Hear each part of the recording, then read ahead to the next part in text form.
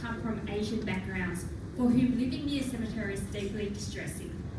How has this significant cultural concern been considered, and what weight do you hold in your final decision? Can you be more transparent and specific about which cultural groups you have consulted with, and what actions will you take to further understand this cultural concern?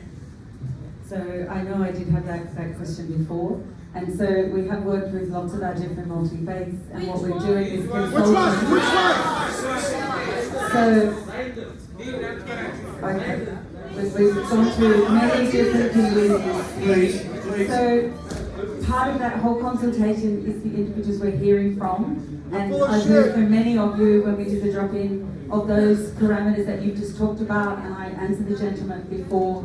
So we have a very large group of multi-faith different communities who have come to us, sharing that information, and so we will take that obviously always into consideration. And some of the other communities we're also hearing more about wanting to definitely find places to support that burial process. And so with our fabulous day, we're now here listening, and many of you have spoken to the drug centres as well. So we have spoken to many of those communities.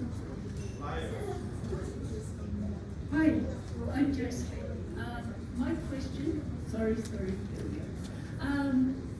Where the cost of a house in this area starts at $1.5 million, and most people can't afford to live here, how are they going to afford to die here? I mean, are the burial spots going to be $500,000 each?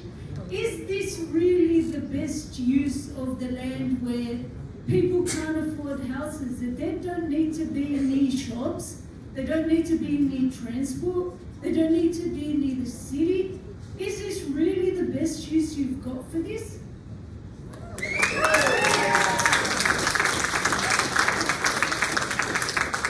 So thank you for the question. Why, I guess I go back to, why is we looking at this site? And it's because of that high need within the central part of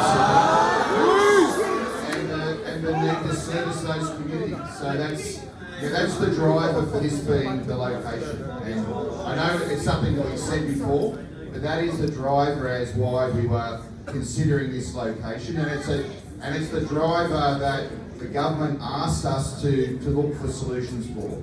To service communities who are losing that community service as these cemeteries expire.